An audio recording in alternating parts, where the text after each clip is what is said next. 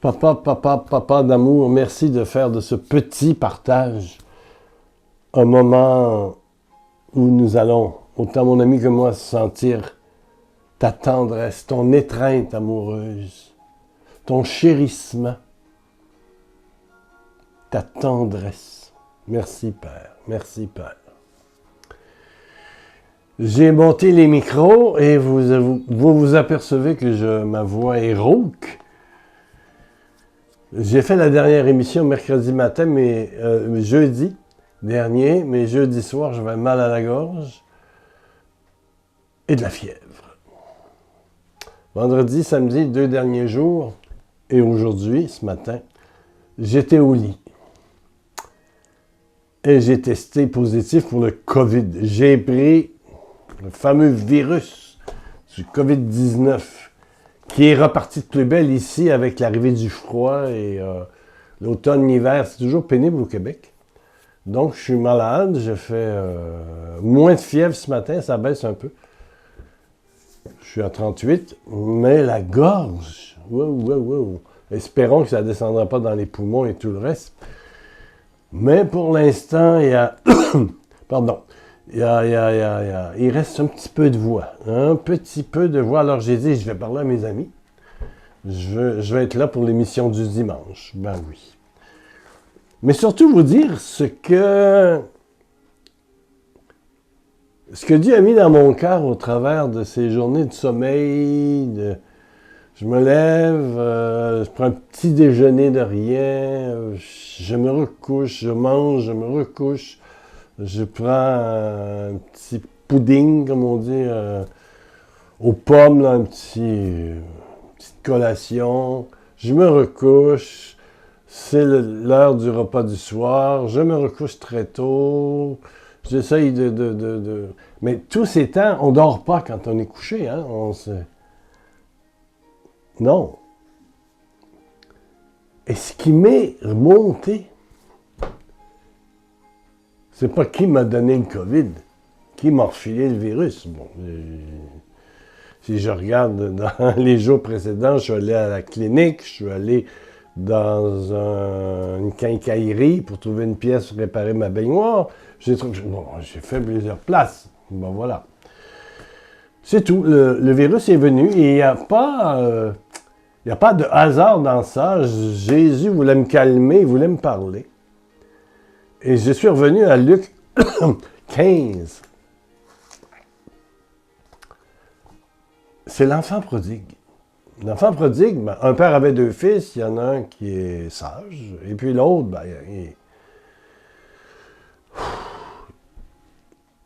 il aime ça, lui, sortir. Alors, il aime la fête. Et il demande la part d'héritage qui lui revient, donc le tiers, selon la coutume juive. Et il s'en va pendant 6 mois, 1 an, 1 an et demi, 2 ans, faire la fête avec ses amis dans un pays lointain pour ne pas faire scandale. Le père est très riche, donc il a beaucoup d'argent.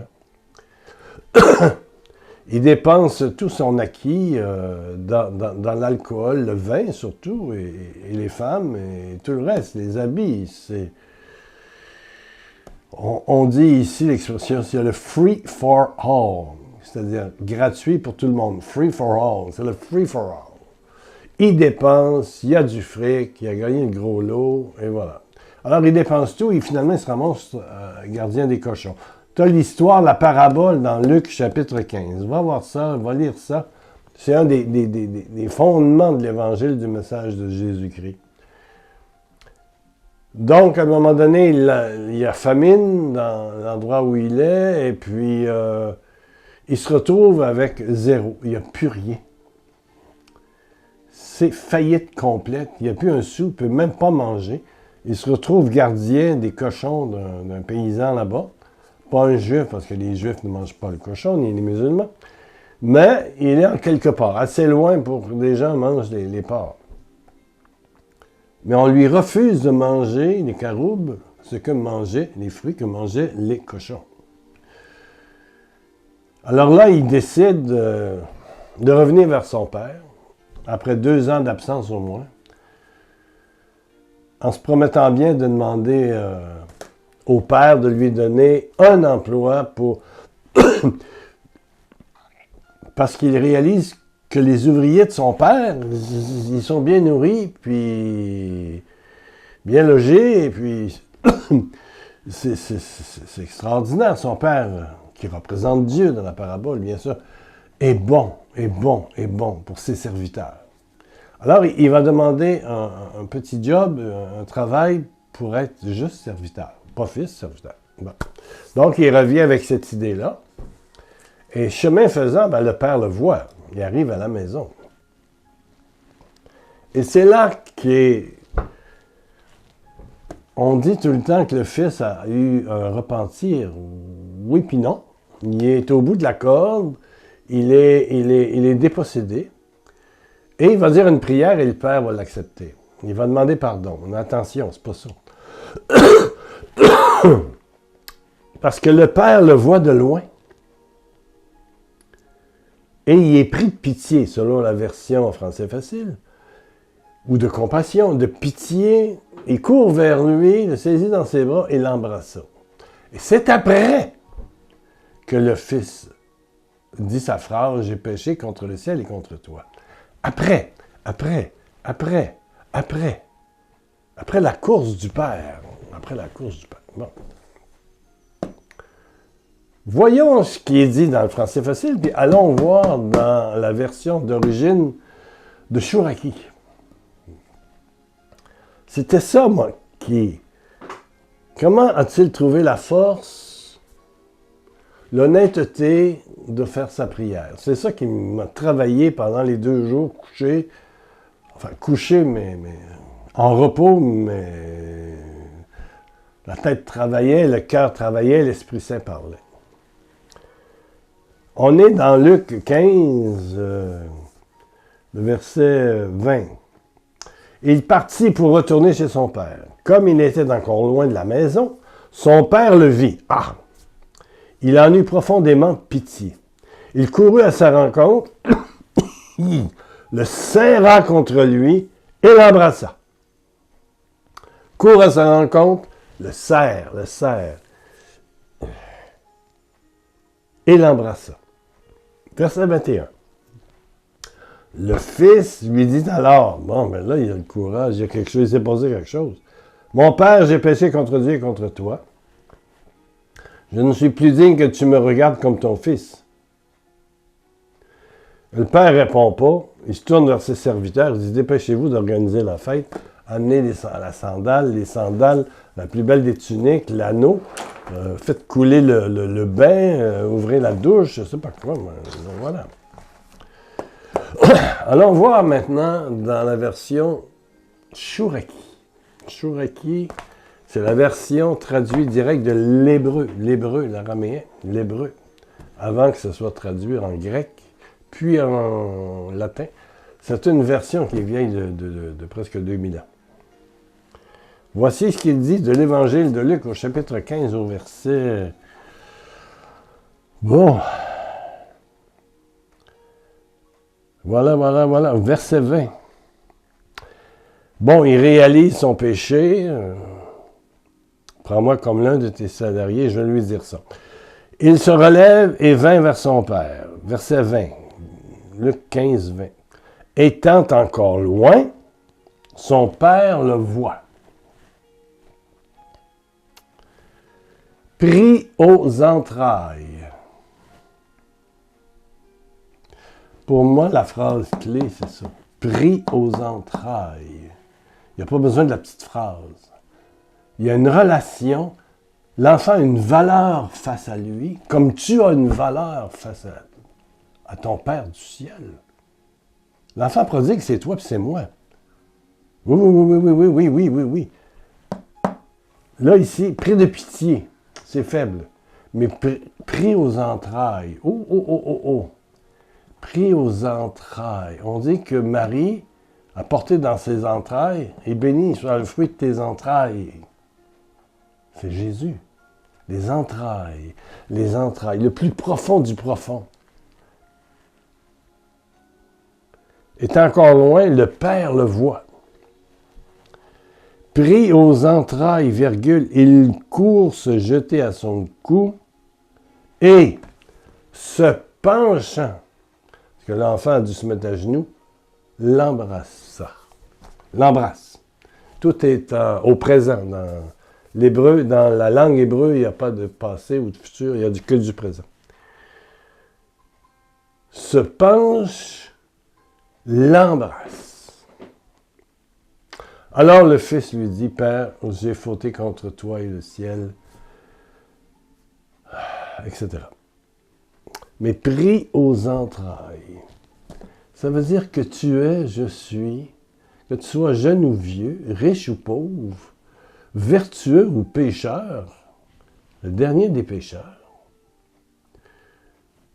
que tu sois le plus poqué des poqués et le plus vertueux des vertueux, tu es dans les entrailles, pris aux entrailles. Le Père l'aime dans ses entrailles. Les entrailles. Tu es dans les entrailles du Père, du Fils et du Saint-Esprit. Dans les entrailles. Moi, ce mot-là, pris aux entrailles. Luc 15, 20. Regarde dans ta version Jérusalem, Louis II, c'était évangélique ou peu importe, mais c'est pris aux entrailles. Il y a quelque chose d'extrêmement intime, d'extrêmement généreux, d'extrêmement...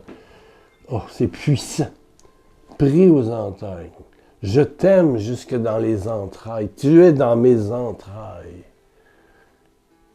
Il court, il serre, big hug, comme disent les Anglais. Le hug, il serre fort. Il se pencha, parce que l'enfant, là, il tombe. Hein? Devant tant d'amour, il tombe. Il tombe à genoux. Tout genou fléchira devant l'amour, ça c'est sûr. Et l'embrassa.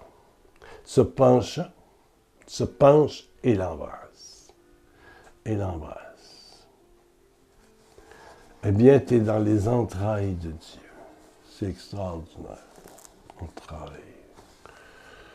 Entrailles. Je voulais te révéler ce pris aux entrailles. C'est 3 mots, mais qui, chez moi, révèlent comment Dieu, le Père, m'aime et t'aime. Je voulais te le dire, même si la voix est cassée, j'ai mal à la gorge et je suis fiévreux. Non, il fallait que je te le dise. Tu es pris aux entrailles.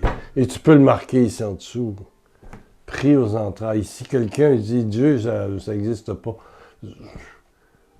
donne-lui l'adresse. Donne-lui l'adresse. Donne-lui l'adresse. Amen, amen, amen. Il est tellement... Il te porte tellement dans ses entrailles qu'il a donné son Fils unique, Jésus, qui est un fait plus qu'historique. C'est vrai, ça existe depuis 2000 ans. Jésus est venu par la Vierge Marie et a donné sa vie pour toi. C'est le grand cadeau d'amour. Parce qu'il est pris aux entrailles. Et Jésus va aller aimer jusqu'aux entrailles. Il va donner sa vie en passant par le sacrifice, la mort, la croix, etc. Mais vaincra tout ça pour ton bonheur, mon bonheur, la liberté et le ciel. Alléluia, alléluia. C'est extraordinaire. Ouais. Père éternel, baisse ta tête, ferme tes yeux. Père éternel, merci pour mon ami qui est là. Alléluia. Et qui accepte mon état maladif. Encore quelques jours, sûrement. Merci, merci.